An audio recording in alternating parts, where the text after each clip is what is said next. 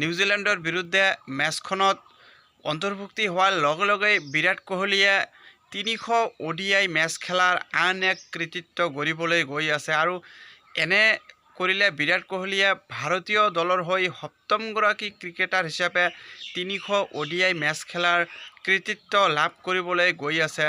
বিৰাট কোহলীয়ে এতিয়ালৈকে ২৯৯টাকৈ ODI মেচত অংশগ্ৰহণ কৰি ১৪,০৮৫ ৰান কৰিবলৈ সক্ষম হৈছে, য'ত ৭৩টা অৰ্ধশতক আৰু ৫১টাকৈ ODI ক্ৰিকেটত শতকীয় ইনিংছ খেলিবলৈ সক্ষম হৈছে আৰু কেৱল মাত্ৰ ৩০০ ODI মেচ খেলাৰ কৃতিত্বই নহয়, এই মেচখনত বিৰাট কোহলীয়ে ভাৰতীয় দলৰ হৈ ODI ক্ৰিকেটত অৰ্ধশতকীয় ইনিংছ খেলাৰ তালিকাত বিৰাট কোহলীয়ে সম্পূৰ্ণৰূপে তৃতীয় স্থানত অহাৰ এটা সুযোগ আছে। বিৰাট কোহলীয়ে এতিয়ালৈকে ৭৩টাকৈ অৰ্ধশতকীয় ইনিংছ খেলি মহেন্দ্ৰ সিং ধোনীৰ লগতে সমানে সমানে স্থানত আছে আৰু যদিহে এটা অৰ্ধশত ৰান কৰিবলৈ পায় তেনেহ'লে মহেন্দ্ৰ সিং ধোনীক চেৰ পেলাই বিৰাট কোহলীয়ে তৃতীয় স্থানত উপনীত হ'ব।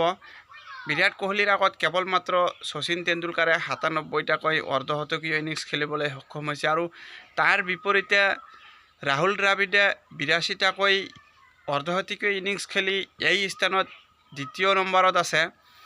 আৰু যদি আন এটা ৰেকৰ্ড দেখা যায় তেনেহ'লে ক্ৰিকেটৰ যিকোনো ফৰ্মেটতেই হওক, ওৱান ডে ক্ৰিকেটেই হওক বা টেষ্ট ক্ৰিকেটতেই হওক, যিকোনো এটা সংস্কৰণৰ ক্ৰিকেটত বিৰাট কোহলীয়ে সৰ্বাধিক শতক অৰ্জনকাৰী বেটাৰ হিচাপে পৰিগণিত হোৱাৰ এটা সুবৰ্ণ সুযোগ আছে।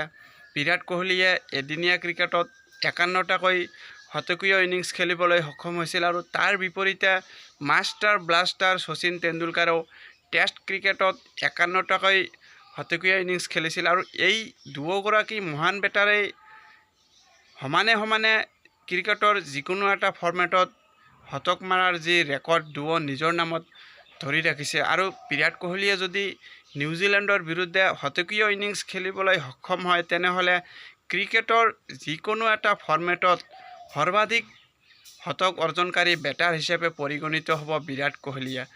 যোৱা যি ২৩ চনৰ ODI ৱৰ্ল্ড কাপ আছিল, সেই ODI ৱৰ্ল্ড কাপত বিৰাট কোহলীয়ে নিউজিলেণ্ডৰ বিৰুদ্ধে ৫০টাকৈ শতকীয় ইনিংছ খেলাৰ উপলব্ধি অৰ্জন কৰিছিল আৰু নিউজিলেণ্ডৰ বিৰুদ্ধেই চেম্পিয়নছ ট্ৰফিৰ অন্তিমখন গ্ৰুপ পৰ্যায়ৰ মেচত শতক অৰ্জন কৰি ক্ৰিকেটৰ যিকোনো ফৰ্মেটত সৰ্বাধিক শতক অৰ্জন কৰা বেটাৰ হিচাপে পৰিগণিত হোৱাৰ আন এটা সুযোগ লাভ কৰিব বিৰাট কোহলীয়ে। তো বন্ধুসকল, আমি আশা কৰিম বিৰাট কোহলীয়ে এই ৰেকৰ্ড নিজৰ নামত গঢ়ি লওক।